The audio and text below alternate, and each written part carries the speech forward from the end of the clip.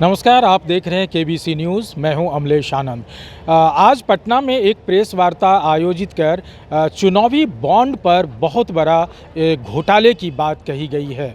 बता दें कि प्रशांत भूषण जो सुप्रीम कोर्ट के वकील हैं और अंजलि, ये दोनों ने एक प्रेस वार्ता में चुनावी बॉन्ड को लेकर के बताया है कि जितनी भी राजनीतिक पार्टियां हैं वो प्राइवेट कंपनियों से, चाहे वो दवा की कंपनी हो या जिस किसी भी कंपनी हो, उससे बॉन्ड खरीदता है और ये एक बड़ा घोटाला सामने आया है जिसकी जांच होनी चाहिए। आइए जानते हैं और उन्होंने क्या कुछ कहा है। और इलेक्टोरल बॉन्ड्स बेरर बॉन्ड्स थे जो कि स्टेट बैंक की किसी ब्रांच से आप खरीद सकते थे। 1000 से 1 करोड़ तक के डिनोमिनेशन के थे और ज़्यादातर 95% 1 करोड़ के ही खरीदे गए और ज़्यादातर कंपनियों ने खरीदे। 16,500 करोड़ के बॉन्ड खरीदे गए, उसमें से आधे बॉन्ड भाजपा को दिए गए और आधे बॉन्ड दूसरी पॉलिटिकल पार्टियों को दिए गए। क्योंकि मोदी जी ने जो जस्टिफिकेशन दिया कि भाई हम कैश को कम करना चाहते थे या कैश खत्म करना चाहते थे, ये भी गलत था। क्योंकि देखिए, कैश 2 तरह से पॉलिटिकल पार्टियों को दिया जाता है। एक तो कैश ऐसे ही दे देते हैं जो पॉलिटिकल पार्टी अपने अकाउंट में दिखाती ही नहीं है, वो बस कैश रख लेती है और इलेक्शन में यूज़ करती है। जैसे आजकल कैश को पकड़ा जाता है इलेक्शन के दौरान, उसी तरह से पॉलिटिकल पार्टियों को खूब कैश मिलता है जो कि अपने अकाउंट में नहीं दिखाते। लेकिन जो कैश अकाउंट में दिखाते भी हैं, उसमें इन्होंने एक ऐसा कानून बना रखा है कि 20,000 से कम के टुकड़े में अगर आपको पैसा मिले तो आपको ये बताने की ज़रूरत नहीं है कि किसने आपको वो पैसा दिया। बाकी बताने की ज़रूरत है, लेकिन 20,000 से कम का अगर कैश मिले तो बताने की ज़रूरत नहीं है। तो पॉलिटिकल पार्टी क्या करने लगी हैं, क्या शुरू से ही करती रही हैं कि उनको अगर 100 करोड़ 1000 करोड़ भी मिलता है कैश में, जो वो दिखाती हैं अपने खाते में कि हमको 1000 करोड़ कैश में मिला, वो ये कह देते हैं कि ये 20-20 हज़ार से कम के टुकड़ों में मिला है और इसलिए हमको बताने की जरूरत नहीं है कि किसने।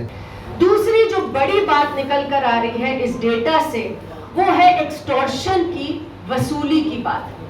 ऐसी तमाम कंपनियां हैं जो नजर आ रहा है उनके ऊपर ईडी, सीबीआई, आईटी डिपार्टमेंट के रेड चल रहे थे और उसी दौरान उन्होंने खूब बड़े अमाउंट्स के इलेक्टोरल बॉन्ड्स खरीद के भारतीय जनता पार्टी को दिए। हम सब जानते हैं कि कैसे भारतीय जनता पार्टी, क्योंकि रूलिंग पार्टी है सेंटर पे, सेंट्रल गवर्नमेंट किस तरीके से इन एजेंसीज को जकड़े हुए हैं। इन एजेंसीज का इस्तेमाल हो रहा है अलग अलग तरीके से। कहीं पर ऐसे लोगों को गिरफ्तार करने के लिए जो कि सरकार के खिलाफ आवाज उठाते हैं, कहीं पर रूलिंग पार्टी में नहीं है, ऑपोजिशन के मेंबर जो हैं और नेता हैं, उन्हें अरेस्ट करने में इनको इस्तेमाल हो रहा है।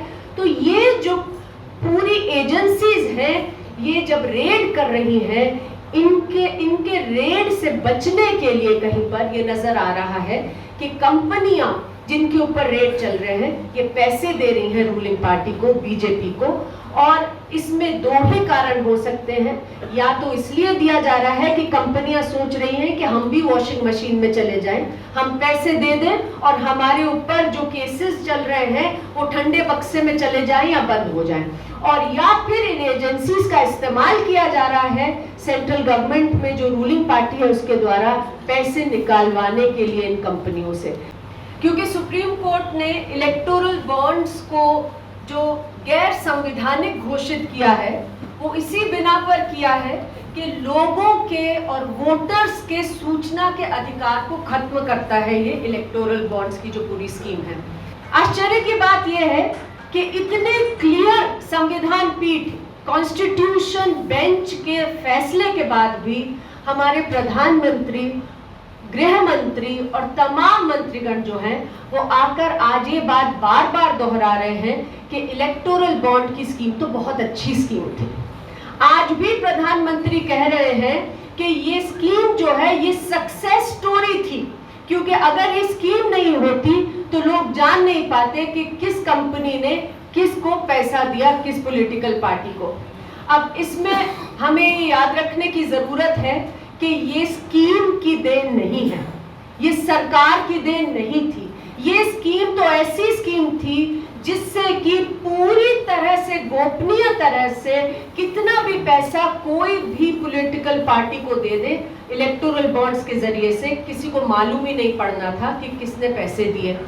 सुप्रीम कोर्ट का जजमेंट आया है, उसी कारण आज हम ये जान पाए हैं कि किसने कितना पैसा किस पॉलिटिकल पार्टी को दिया इलेक्टोरल बॉन्ड्स के थ्रू।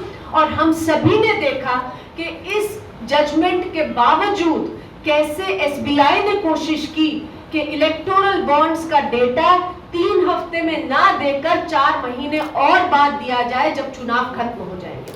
तो ये जो मंशा दिखाता है रूलिंग पार्टी की, सरकार की, वो बहुत स्पष्ट है, पारदर्शिता की मंशा नहीं थी। वो तो सुप्रीम कोर्ट ने अगर इस तरीके से जबरन अगर ये सूचना ना निकलवाई होती, आज भी हमें नहीं पता चलनी थी।